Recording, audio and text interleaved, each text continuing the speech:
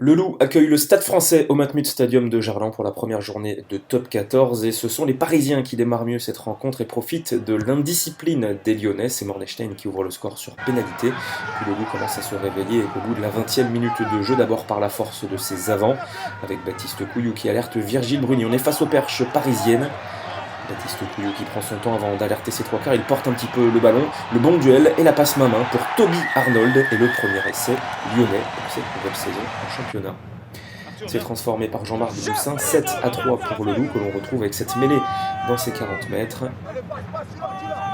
On va partir dans le grand côté avec le coup de pied par-dessus de Jean-Marc Doussin. Le rebond est favorable à Noana Kaitasi qui remet intérieur pour Rudy Wulff. Temporise, qui retrouve son soutien, le 1-2 avec Noana Kaitasi et le deuxième essai du Loup, 4 minutes seulement après le premier. Il est transformé 14-3 pour lui. Les Lyonnais sont dans une vraie grosse période d'euphorie, avec encore cette attaque de ligne de Thibaut Regard qui se fait prendre plutôt haut mais qui, circonstance atténuante, se baissait. Avantage simple en cours indiqué par Monsieur Pointe. Alors on continue de jouer, on profite de cet avantage du côté du Loup.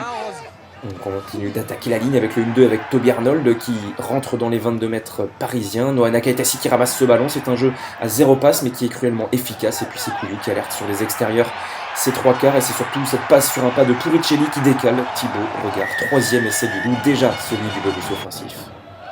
Et ce n'est pas terminé. À 1 minute de la fin de cette première période, Lyon va confirmer cette très bonne fin de premier acte avec un ballon porté d'école. Bruni qui capte cette balle en l'air et c'est Michael Ivaldi aidé par ses coéquipiers de devant qui marque le quatrième essai du Loup. 26-6 à la mi-temps.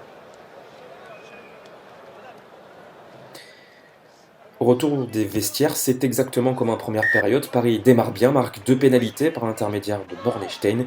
Et puis à peu près 20 minutes dans ce deuxième acte, Lyon redémarre fort avec Mathieu Bastareaud version troisième ligne qui décale Noana Kaitasi depuis les 22 mètres, le coup de pied rasant. Et puis cette toile de Kylian Hamdaoui, le dribbling avec Rudy Wulff, cette chistera, attention on bascule dans un hurrah rugby, c'est presque du rugby à 7 mais le Super 7 se sait qu'en février.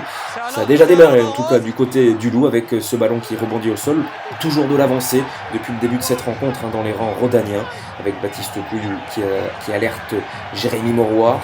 Ça va très vite au sol pour les joueurs lyonnais avec Xavier Mignot qui lui va se chercher tout seul ce 5e essai lyonnais, 31-9. Et ça continue, encore une fois, pour les joueurs du Loup, avec toujours ce jeu très aéré, la défense parisienne qui est quand même un petit peu passive et qui laisse Noana Kaitasi s'offrir un doublé. C'est le 6e essai pour le Loup, 36-9 à 13 minutes de la fin de la partie. Et même 38-9 avec la transformation, et ce n'est pas terminé, on joue le Money Time dans ce Matmut Stadium de Gerland qui a déjà été plutôt bien gâté. Virgile Bruni qui trouve une petite brèche, passe pour Adrien Pellissier, toujours de l'avancée dans ce jeu des joueurs de Pierre Mignoni. Il est à 5 mètres de l'embut parisien, le ballon un petit peu ralenti, Mauroir en position de demi-mêlée pour Hamza Kabesh et le 7e essai du Loup pour le jeune pilier de la formation lyonnaise. Ce n'est pas transformé, 43-9. Le Loup démarre idéalement sa saison avec ce succès bonifié face à Paris. Les Lyonnais, demi-finalistes depuis 2 ans en top 14, redémarrent cette saison pied au plancher.